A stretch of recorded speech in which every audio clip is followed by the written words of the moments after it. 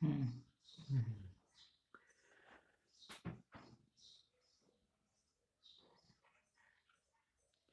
प्रिय विद्यार्थियों, सभी विद्यालय बंद हैं हमारे, इसलिए मैंने सोचा है कि आपका कुछ नुकसान ना हो या कुछ आप पढ़ सकें। इसलिए मैं आपको एक वीडियो के माध्यम से आप तक कुछ पहुंचाना चाहता हूं। उसको आप लिंक पर जाकर क्लिक करना और फिर उसको जो मैं पढ़ाने की कोशिश कर रहा हूं उसको पढ़ना और समझने की कोशिश करना। तो आज से हम शुरू करते हैं।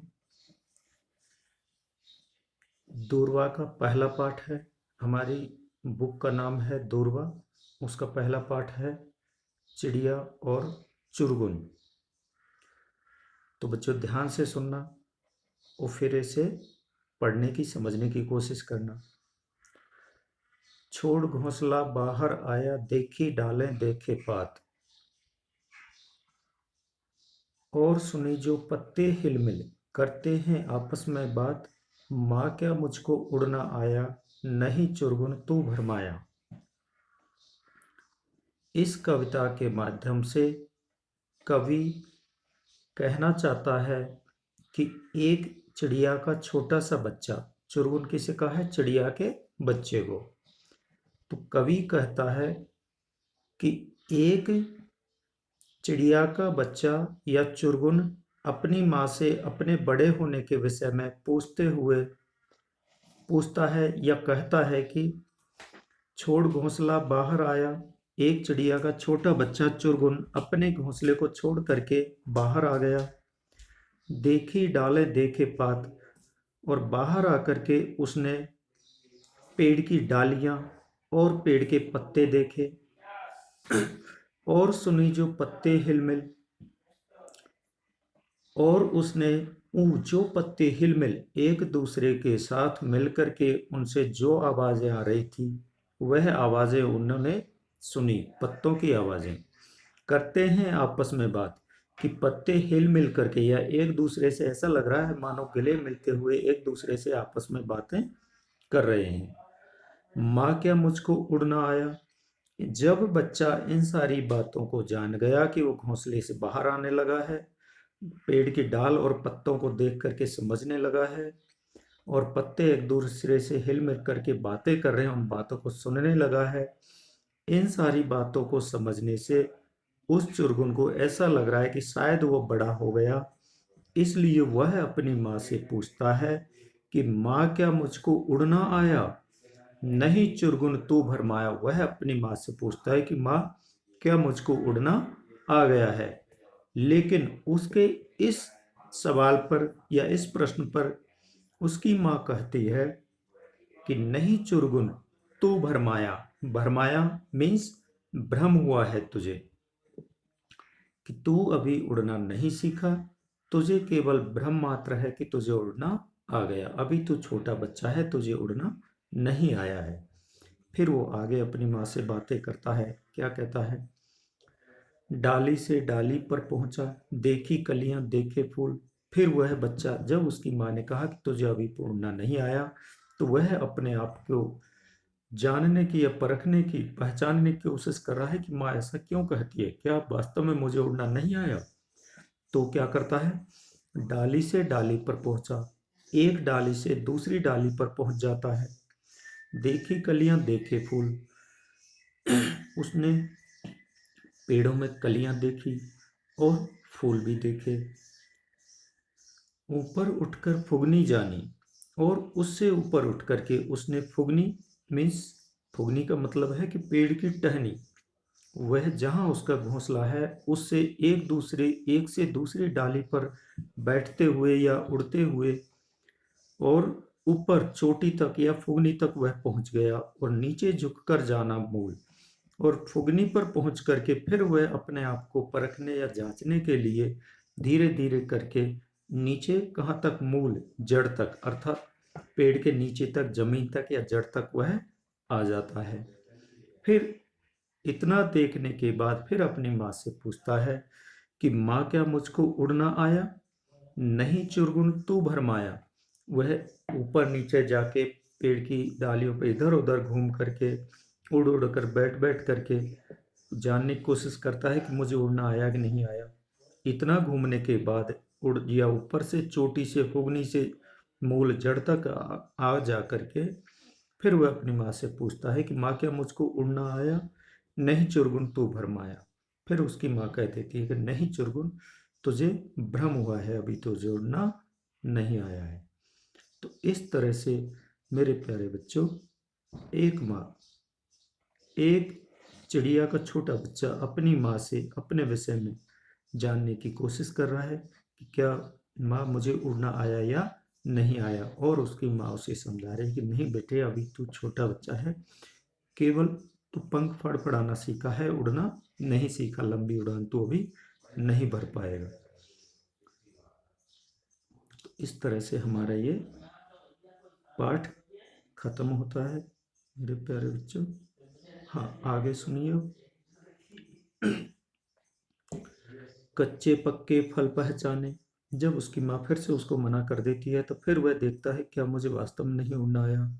तो क्या करता है, कच्चे पक्के फल पहचाने। वह फलों को खा करके पहचानने की कोशिश कर रहा है कि कौन सा फल पेड़ में जो लगे हैं उनमें से कौन सा फल कच्चा है और कौन सा पका है। तो उसने खा खा करके उनको भी पहचान लिया कि ये कच्चा है, ये पका है। खाए और गिराए काट, पक्का पका हुआ फल या जो स्वादिष्ट था, मीठा था, उसको उसने खाया, और जो कच्चा था, कड़वा लगा, खट्टा लगा, उसको काट के उसने नीचे गिरा दिए। खाने गाने के सब साथी। फिर खाने गाने के सब साथी देख रहे हैं मेरी बाट। खाने गाने से मतलब कि ऐसे छोटे चिड़िया के बच्चे जो उसके बराबर की उम्र के हैं, उसके बराबर के हैं, उनको वह अपने खाने गाने के साथी समझता है, अर्थात उनके साथ वह खाता है और गाने गाता है। तो देख रहे हैं मेरी बाट, वह कहता है कि ये मेरे साथी लोग, मेरी बाट बाट देखना, बाट जो होना इंतजार करना। तो वह कहता है कि ये मेरे साथी तो मेरा इंतजार कर रहे हैं।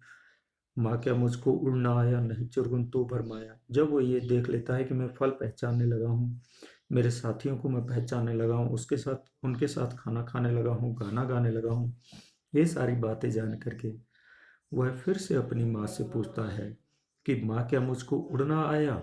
तो माँ उसकी फिर से उसे कहती है कि नहीं चुरगुन, तू भरमाया। इस तरह उसकी माँ फिर से उसको मना कर देती है कि अभी तुझ भ्रम में है कि तुझे उड़ना आ गया, लेकिन वास्तविक यह है कि तुम्हें अभी उड़ना नहीं आया है।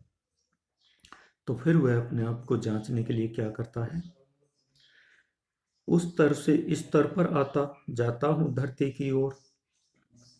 फिर वह एक पेड़ से लेकर दूसरे पेड़ पर जाने लगा। अभी तक उसने उसी पेड़ पे ऊपर नीचे घूम कर देखा। इस उस स्तर से इस स्तर पर आता जाता हूँ धरती की ओर। फिर वह एक पेड़ से लेकर दूसरे पेड़ तक उड़ करके जाता है और उस पेड़ से नीचे धरती तक पहुंच जाता है। दाना कोई कहीं पड़ा हो, चुन लाता हूँ ठोक ठकोर।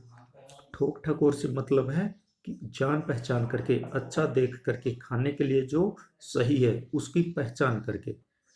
फिर वो कहता है कि मैं एक पेड़ से दूसरे पेड़ पर आ जा सकता हूँ, नीचे धरती तक आ जा सकता हूँ, और यदि उस धरती पर, पृथ्वी पर कहीं कोई दाना पड़ा हो मेरे खाने के लायक, तो उसे मैं अच्छे से पहचान करके और चुन करके ले आता हूँ। ये सारी बातें जानने लगा है वो। तो फिर वह अपनी माँ से पूछता है कि माँ, क्या मुझको उड़ना आया? नहीं चुरगुन, तू भरमाया। फिर से उसकी माँ उसे मना कर देती है कि हे चुरगुन, तुझे अभी उड़ना नहीं आया, तू अभी ब्रह्म में है या छोटा बच्चा है। मैं नीले अज्ञात गगन की सुनता हूँ अनिवार्य पुकार। फिर वह अपने आप को पहचानने के लिए कोशिश करता है कि माँ मुझे बार बार मना करती है। मैं नीले अज्ञात गगन की, कि अज्ञात अर्थात इतना विशाल गगन, आसमान, जिसको ज्ञात ना किया जा सके, अर्थात उसको उसके हर कोने तक पहुंचा ना जा सके, इतने विशाल गगन में सुनता हूँ अनिवार्य पुकार। उसमें अनेकों अनिवार्य बहुत सारी पुकारों को, आवाजों को वह सुन लेता है, सुन करके पहचान लेता है। कोई अंदर से कहता है, वह यह महसूस करने लगा है कि इस अज्ञात गगन से जो आवाज़ें या पुकार आ रही हैं उनमें कोई अंदर से कहता है, कोई मुझसे कह रहा है, अर्थात मेरे अंदर से या इस आसमान से मुझे ऐसी आवाज़ें आ रही हैं कि कोई मुझसे कह रहा है कि उड़ जा उड़ता जा परमार, कि इस आसमान से जो अनिवार्य अज्ञात पुकारें आवाज़ें आ रही हैं उनको मैं सुन रहा हूँ, और उन आवाज़ों में से कोई अंदर से मुझसे ऐसी बात कह रहा है कि तू उड़ जा उड़ता जा परमार, कि अपनी पर पंखों को फैला करके, मार मीन्स पंखों को फैला करके, और एक लंबी उड़ान उड़ता चला जा, बहुत दूर तक इस आसमान में या नीले गगन में उड़ता हुआ तू चला जा, पर मार करके, पंख फैला करके। माँ क्या मुझको उड़ना आया। फिर ये बात सारी बातें जान करके वह फिर अपनी माँ से पूछता है कि माँ क्या मुझको उड़ना आया। फिर उसकी माँ क्या कहती है, आज सफल है तेरे डैने। फिर उसकी माँ कहती है कि हे चुरगुन, तेरे डैने अर्थात तेरे पंख आज सफल हो गए हैं। आज सफल है तेरी काया, और तेरी काया मीन्स शरीर भी आज सफल हो गया है, अर्थात आज तुझे उड़ना आ गया है। तो इस तरह से प्यारे बच्चों, कवि हरवंश राय बच्चन जी एक चिड़िया के माध्यम से, या एक चुरगुन को अपनी माँ किस तरह से, एक छोटे बच्चे को अपनी माँ किस तरह से सिखाती है, समझाती है कि तू कब वयस्क या बड़ा या समझदार जवान हो गया है या उड़ना सीख गया है, ये सारी बातें इस कविता के माध्यम से आपको समझाई गई हैं। तो हमारी यह कविता यहीं पर समापन होता है। धन्यवाद।